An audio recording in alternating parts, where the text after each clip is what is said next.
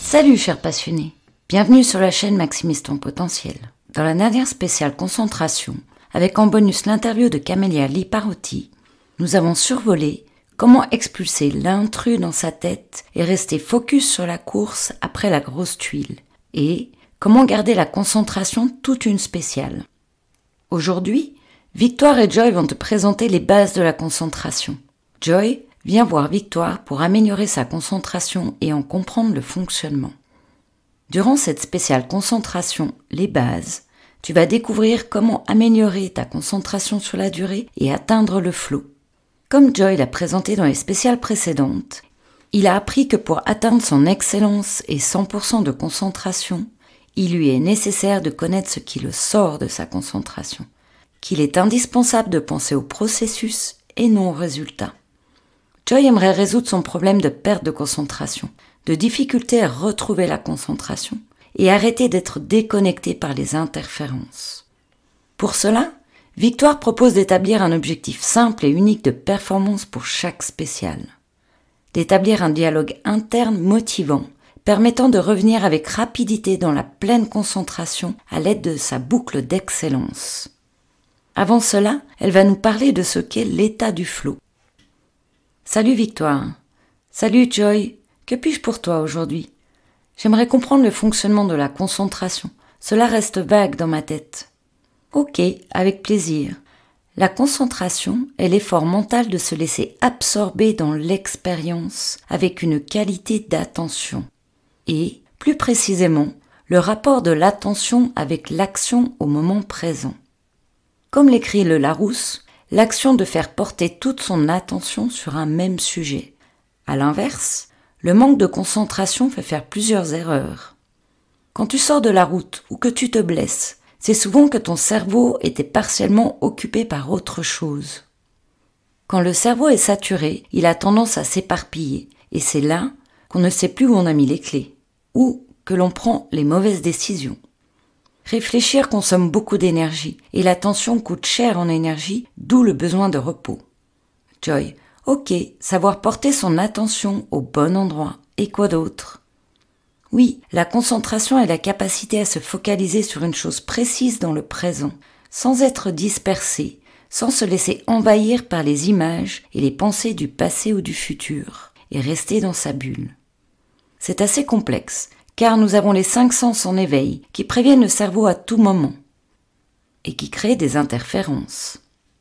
La concentration passe par l'attention, le fait de mobiliser son attention en cherchant et sélectionnant les informations pertinentes à la situation présente. Se concentrer, c'est diriger cette attention sur un élément précis en faisant abstraction de certains stimuli captés et déclenchés par notre cerveau, non utiles à ce moment donné. Se concentrer, c'est diriger cette attention sur un élément précis, en faisant abstraction de certains stimuli captés et déclenchés par notre cerveau, et non utiles à ce moment donné. Il est nécessaire de savoir déplacer son attention sur ce qui est important au moment présent. Lorsque tu es pleinement concentré sur ce que tu fais, tu n'es pas conscient du temps, n'est-ce pas? La durée de pleine concentration va dépendre de l'enthousiasme pour ce que tu fais, de ton habilité à réaliser la compétence précise, ton état émotionnel, physique, ainsi que la façon dont tu réagis à l'entourage.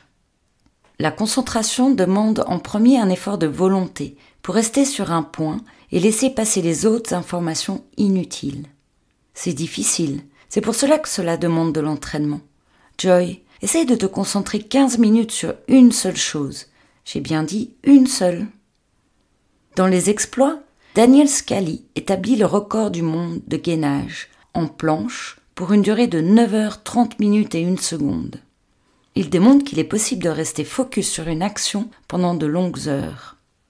Joy, incroyable de rester plus de 9 heures en planche. Je comprends mieux l'expression de Serena Williams qui dit « Si vous pouvez continuer à jouer au tennis quand quelqu'un tire avec un pistolet dans la rue, c'est de la concentration. » Exact, être dans la zone, C'est la notion du temps qui disparaît, comme quand on était enfant et que l'on jouait.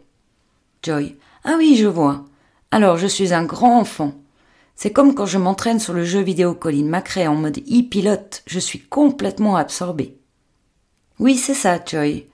Le jeu vidéo est un excellent entraînement, car l'attention est distribuée et cela oblige de suivre dans le détail plusieurs choses à la fois. Une bonne concentration, c'est l'effort mental de se laisser absorber par ce que l'on fait, ce que l'on veut faire, sans aucune interférence. Être appliqué sur ce que l'on fait à l'instant présent. Ainsi, on se retrouve dans un état où tout paraît facile, sans effort, sans notion de temps ou de fatigue. À l'inverse, l'apparition d'interférences influence sur la performance. On ne peut faire quelque chose avec précision si on se laisse perturber par des interférences externes ou internes. Qu'est-ce qui te sort de ta concentration, Joy ? Souvent je réfléchis trop et me pose des questions liées à la crainte de l'échec, la peur de faire mal ou encore de décevoir l'équipe. Quand au départ de la spéciale, les autres concurrents parlent d'un passage hyper difficile, envahi par les émotions, je suis parfois tétanisée devant l'enjeu. Et en spéciale, j'ai remarqué que si je doute de mes capacités ou quand j'hésite avant un passage difficile, alors je pars à l'erreur. Joy, as-tu remarqué que quand cela arrive, ton cerveau focalise sur le problème ? Ah oui, je n'y avais pas pensé à cela. L'idée ici va être de refocaliser ton mental sur ce que tu veux et où tu veux aller. Allons plus en détail sur les défauts de concentration. La difficulté du déplacement de l'attention réside d'abord dans le choix de l'élément pertinent, celui sur lequel on veut focaliser son attention. D'où l'importance de la définition d'un objectif précis de spécial.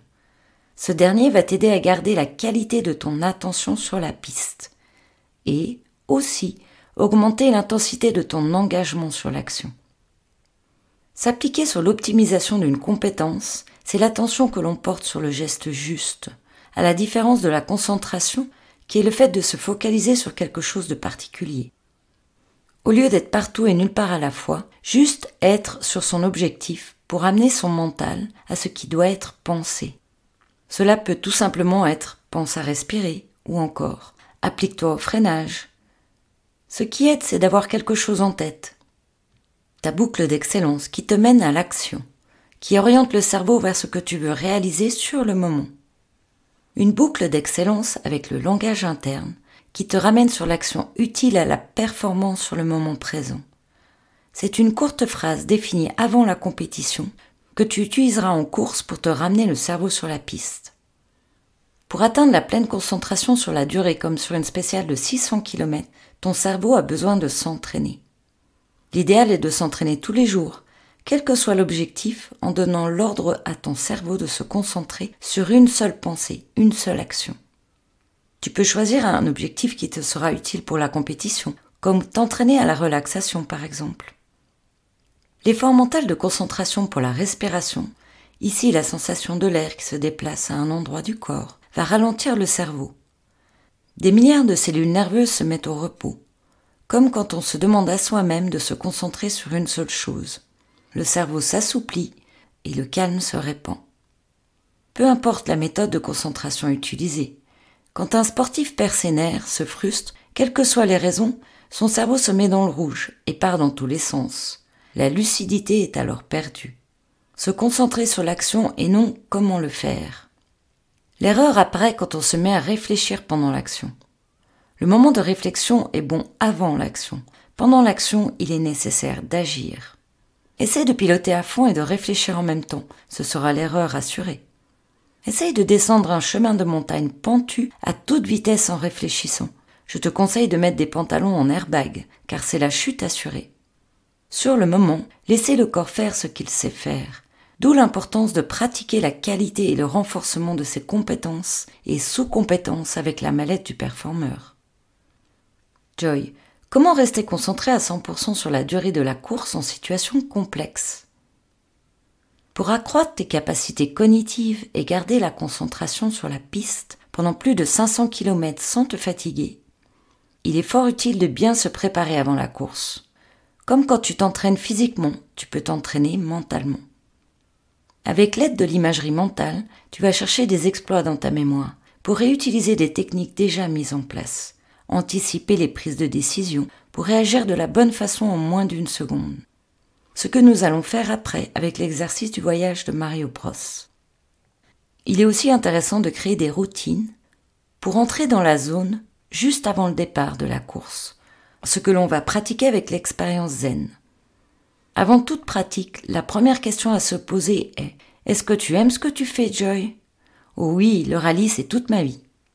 Super, car il est impossible de se concentrer pleinement sur la durée quand on n'aime pas ce que l'on fait. C'est contraire à notre volonté, à la volonté de notre cœur. As-tu remarqué, quand tu es passionné par quelque chose, comme le temps passe vite, comme tu as du plaisir à réaliser les actions, comme tu atteins parfois la zone, le flow, cette sensation de plénitude dans l'action, où c'est comme si le temps s'était arrêté. Tu es en pleine maîtrise de ton potentiel. Oh oui, c'est ce que je recherche. C'est tellement bon cette sensation. J'aimerais tout le temps être dans cet état de conscience. Super, on y reviendra. La deuxième question à se poser est « Dans quelle situation, dans quel environnement perds-tu ta concentration ?» Oh, il y a un nombre infini de situations et d'environnements. L'environnement a un impact sur ta concentration, comme les conditions atmosphériques. As-tu quelques exemples, Joy ? Oh oui, à l'appel. Les fortes chaleurs durant la Transorientale 2008, on a subi 60 degrés. Le truc improbable. Je ne pensais pas que c'était possible. On devait respirer lentement. Tous nos gestes étaient ralentis, comme en haute altitude au-dessus des 4000, dans la cordillère des Andes. Il y a eu aussi les pluies diluviennes à Salta, durant le Dakar 2012. C'était complètement fou. La rivière est montée d'un coup sous nos yeux. On a même vu des concurrents avec les autos emmenés par la coulée. Bien là, on ne pensait plus trop à la course, c'était époustouflant. Même si on sort du contexte avec des situations exceptionnelles, tu as compris le principe. Parfois, c'est la présence d'une personne en particulier qui peut déstabiliser. Joy, oh oui, encore ce que je me dis, ce fameux langage interne est ma petite voix qui me ressasse les erreurs. Victoire, oui, on appelle cela les voyages dans les couloirs du temps, ce qui veut dire ne plus être présent sur le moment. Joy, alors, comment garder la concentration ? La concentration est fragile, et un simple grain de sable suffit parfois à enrayer la machine de la performance. Garder la concentration demande de l'effort, comme on l'a vu plus tôt. L'important va aussi être de la retrouver avec rapidité. Joy, que se passe-t-il dans ta tête, dans ton corps, quand tu te déconcentres après avoir raté un virage, une dune, une note ? Pouf ! Quand les pensées négatives arrivent, c'est l'opération boule de neige. Victoire, la difficulté de se focaliser sur une interférence entraîne la difficulté de se recentrer et revenir à ce que l'on fait, ce qui rend complexe le fait de retrouver son chemin. Quand nos objectifs ne sont pas clairs dans notre tête, les conséquences sont multiples. Le doute s'installe. C'est l'hésitation sur ce qui devient une vision directe sur le problème. Cela peut enclencher une perte de lucidité, entraînant des mauvais choix et même une perte de synchronicité de nos gestes. Ah oui, ça me parle. Parfois je suis dans le brouillard. Le physique ne suit plus non plus. Les réflexes sont perdus ou décalés en rapport à la situation.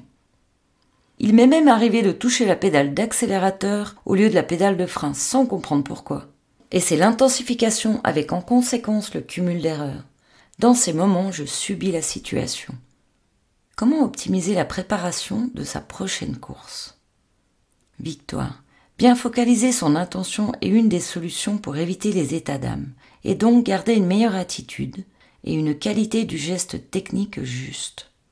Pour cela, on va ajouter la volonté de produire de la qualité, mettre de l'intensité sur un objectif tactique avec l'aide du langage interne et la boucle d'excellence. C'est s'aider à focaliser sur l'essentiel de sa discipline à un moment précis. Mettre ta conscience sur ce qui t'a sorti de ta concentration t'aidera à détecter la perte de concentration pour revenir plus vite. L'attention sur une action précise avec la concentration amène à la fluidité, au flow, qui amène au bien-être et au plaisir du moment. Comme dit Deluc Rochefort, 3 facultés sont dites essentielles au développement de la mentalité. L'observation, la concentration, l'action. Joy. Observer après la course ce qui était bien et ce qui ne l'était pas. Se concentrer pendant la course sur le geste juste. Agir et rester dans l'action 100% là, mentalement et physiquement pendant la spéciale. Victoire. Oui, le premier élément aidant à améliorer sa concentration est la définition d'un objectif précis. Quand on sait sur quoi se concentrer, on vit le moment d'une façon différente. Cela nécessite de passer du temps de réflexion en amont sur les objectifs à mettre en place pour être à 100% opérationnel durant la compétition. La pratique du dialogue interne positif et la création de routines avant le départ font aussi partie des outils utiles à la concentration. On ne peut pas être concentré sur plusieurs choses à la fois, d'où la nécessité de se fixer un objectif avant pour porter toute son attention sur un point précis pendant. Comme l'archer qui vise sa cible. Se concentrer sur là où on veut aller, inconsciemment nos actions en découlent. Joy. C'est fun. Je n'ai jamais vraiment pensé aux objectifs. Mon intention était totalement portée sur le rallye. Les surprises ont été grandes.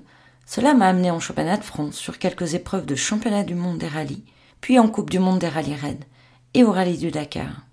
Alors que je n'ai jamais visé ce niveau, mon focus a visé le rallye et cela m'a amené ces beaux cadeaux sur le chemin. Oui, Joy, tu étais appelé par ta passion, qui t'a guidé sur le chemin. Il est probable que tu te fixais des objectifs d'action, et le reste a suivi.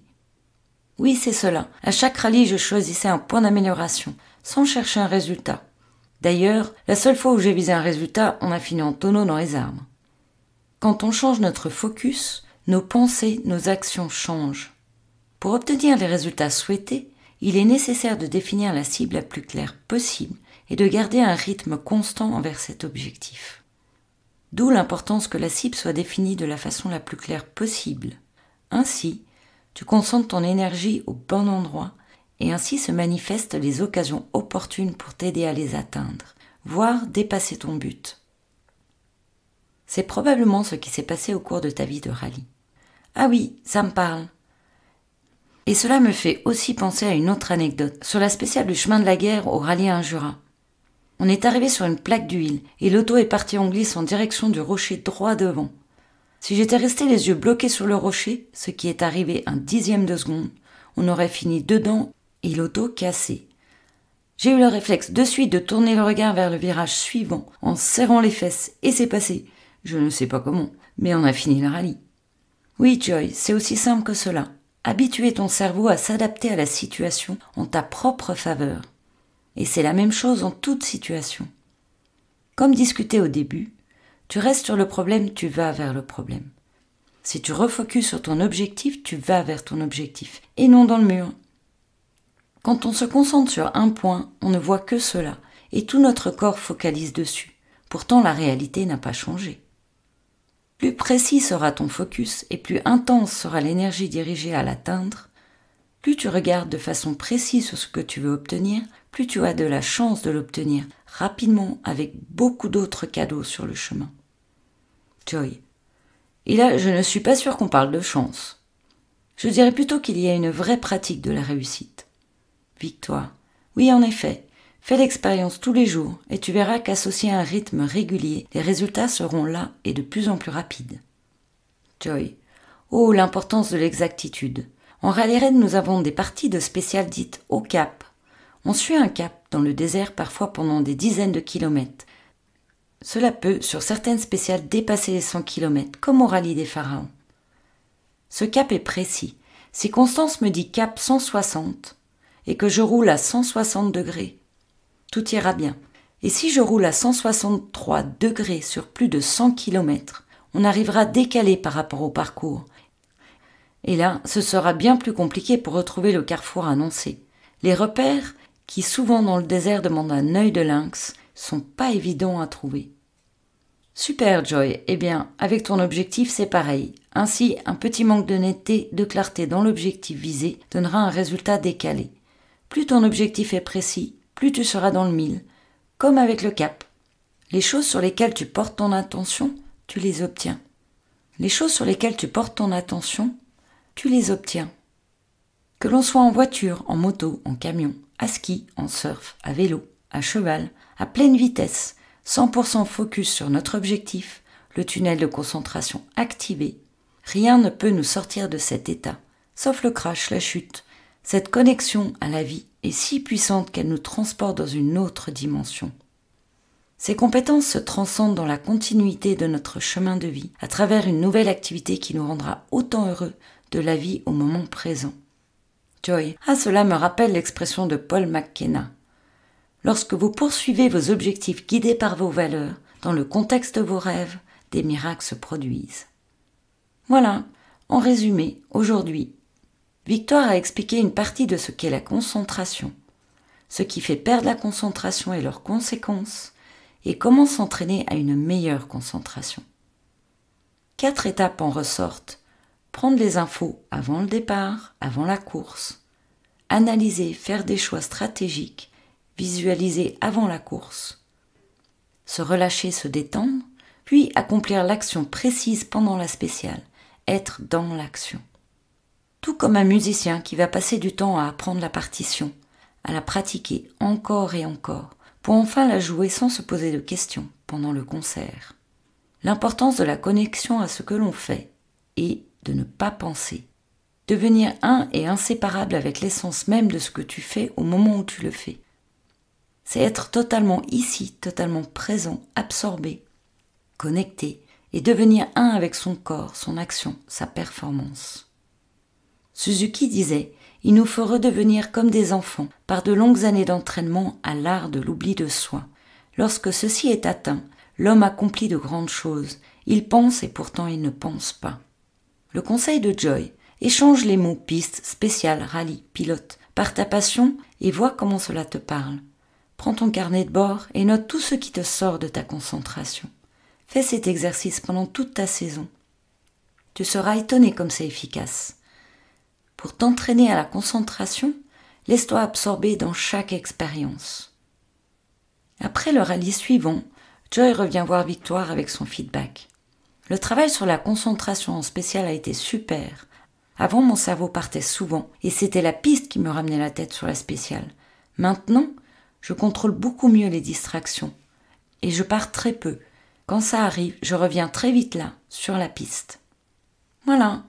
Dans la spéciale à venir, Joy reviendra sur la définition de l'objectif court, moyen et long terme. Si tu as envie d'en savoir plus sur la création de la boucle d'excellence, tu trouveras le lien ci-dessous. Le calendrier des débriefings questions et réponses pour l'amélioration de la concentration, avec entre autres la mallette du performeur et bien d'autres outils encore. Je suis curieuse de savoir ce qui t'a le plus parlé dans cette spéciale, si tu souhaites le partager. À tout de suite pour suivre les aventures de Joy, dans un jour, dans une semaine, dans un mois, pour la nouvelle spéciale. Quand tu veux, c'est en ligne. Merci pour ton écoute et surtout, rappelle-toi, là où tu regardes, tu vas. À bientôt sur la chaîne Maximise ton potentiel et bonne pratique.